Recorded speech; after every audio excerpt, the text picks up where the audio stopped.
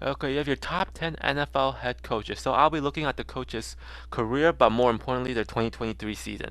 So number 10, I'm going to have Dan Campbell with the 29-33-1 record and 2-1 playoff record. Dan Campbell with the Lions has just gotten the Lions better and better each year ever since the start of the rebuild.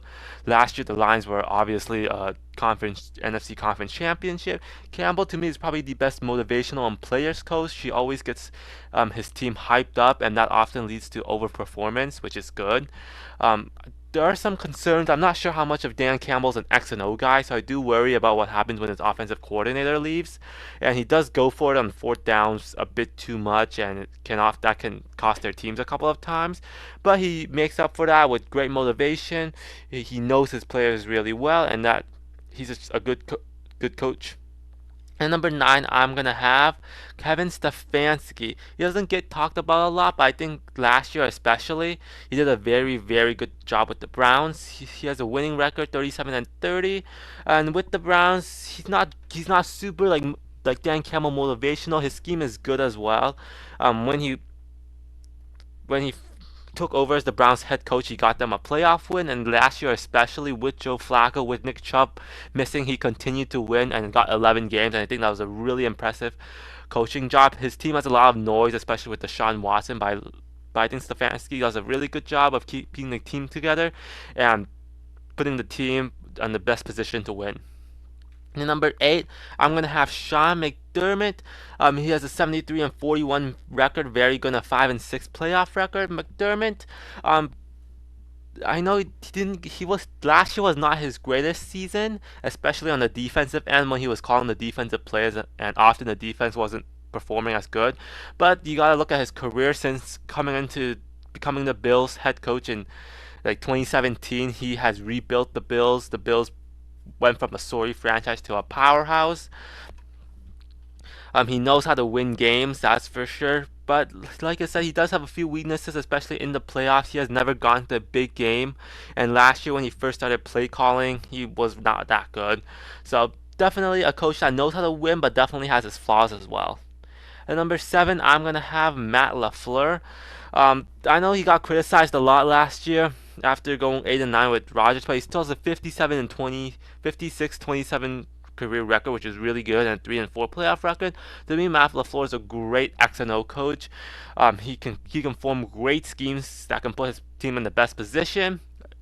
You can tell before Matt LaFleur became coach, Aaron Rodgers was declining big time, but when LaFleur became the coach, Aaron Rodgers had back-to-back MVPs, and last year with Jordan Love looked like a franchise quarterback. So you gotta give it. LaFleur is a great scheme, but his weakness is obviously his inability to adjust, his play calling at times, and when his scheme doesn't work, he can't adjust at halftime.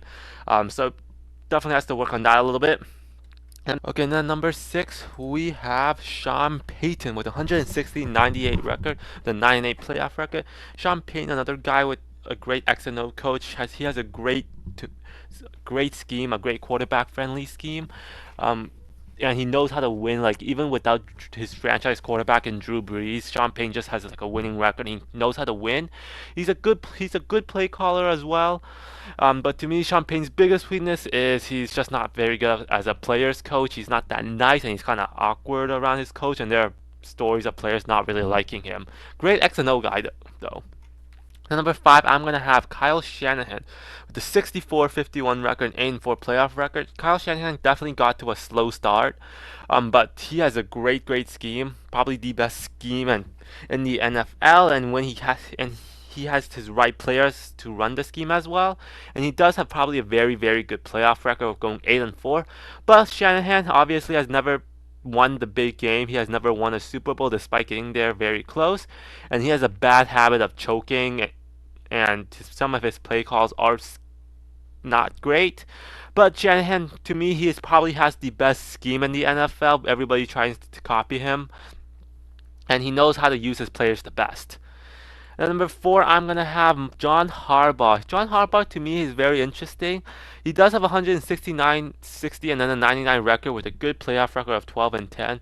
Harbaugh came into the league, won a Super Bowl, and then he had some very mediocre years with John Flacco.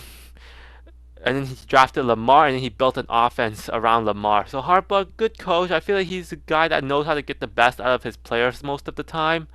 Knows how to win the big game. He knows how to win even if his team doesn't play the best. And for some reason, the last few years, I think he's gotten really good at hiring good offensive and defensive coordinators. But what keeps him lower is those years with Joe Flacco. I'm not sure what happened those years, but Harbaugh, he just couldn't figure out with Joe Flacco after that Super Bowl run. And number three, I'm gonna have Mike Tomlin with 173, 102 record, but only an 8 and 10 playoff record. Mike Tomlin, obviously, everybody knows the stat. He's had a winning season every single year. I think that's an overrated stat. Early in his career, Tomlin had like Super Bowl success, but since then, not so much. Tomlin does. He's another coach that really knows how to win, even if his team, even if he has a bad team, especially these last few years. But Tomlin, I feel like that he's since his like first few years in the league where he won a Super Bowl, he really hasn't really come close even with good teams, and I feel like nobody's really talking about how he doesn't really do super well in the playoffs. But you can't deny the fact that he knows how to make bad teams really good, and he knows how to coach a defense. And number two, I'm gonna have Sean McVay with a 70 and 44 record and 7 and 4 playoff record. McVay, another X and O. I think he's a perfect blend of an X and O play caller and a players coach. He can motivate his players. He has a great scheme, and he's a very good playoff and a very good play caller. Really, the only reason he's not number one, he doesn't have really the experience yet. He already won the Super Bowl, but he's really young and doesn't really have the experience just yet. And number one, I'm gonna have obviously Andy Reid, who's coming off his third Super Bowl with a 258, 144 1 record, 26 and 16 in the playoffs. Andy Reid, he was a good coach, a top 10 coach before Mahomes, but since Mahomes, he has just skyrocketed. He's always been a guy with very good scheme, probably a revolutionary scheme. But his play calling, especially before his Chiefs days, was very suspect, especially in crunch time. But since then, he's fixed that play calling. He's won Super Bowls, and he's good. Not like Dan Campbell, good at motivating his players, but very good at connecting and motivating his players. So there you have it, my top 10 NFL coaches.